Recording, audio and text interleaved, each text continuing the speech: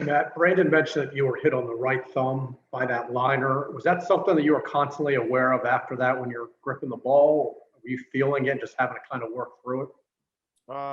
Yeah, I mean, I could definitely feel it. I think they're in the sixth inning when you get a lead like that. I think you know adrenaline starts coming off a little bit, and you can start feeling things a little bit more. So I definitely had a little trouble there in the sixth, but you know, I think through that I was able to battle through it, and wasn't hit super hard. So luckily it had you know, kind of got off the end of the bat of Chappie's bat, and was able to grind out a couple more innings after that. Next up is John Mioli. Matt, there's always room for improvement, of course, but how satisfying is this to be pitching the way you are for this team right now? Well, I think, you know, today was a battle. Obviously didn't strike any guys out, but he was able to miss barrels for the most part. And you know, the guys behind me made plays, and it's nice knowing that, you know, I can have those days that are not great, don't feel great, not throwing my best stuff, and be able to battle through it and go, you know, 5 2/3 and keep runs off the board. I think that's, you know, that's the biggest thing about coming back is, you know, the days you don't feel great. Like I said, being able to battle through them and be able to get a win. Next is Rich Dubroff.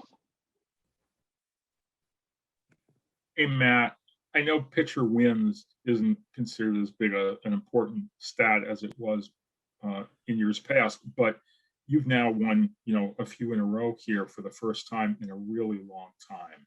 I mean, do you feel as good as you did back when you were, you know, back when you were starring with the Mets?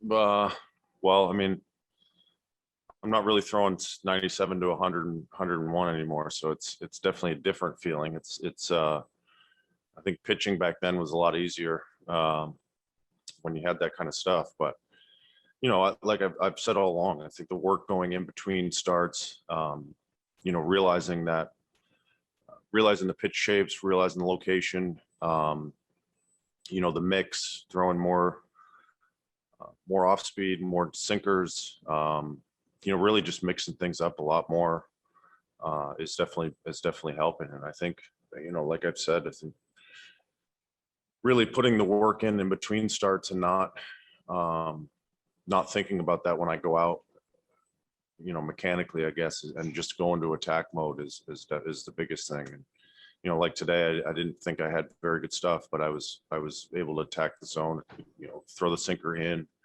to righties, so the four seamer into lefties, you know, really keep them off balance a little bit. And that was the biggest part of being successful today. Next up is Bill Ladson. You have struggled the last 5 years because of injuries or ineffectiveness.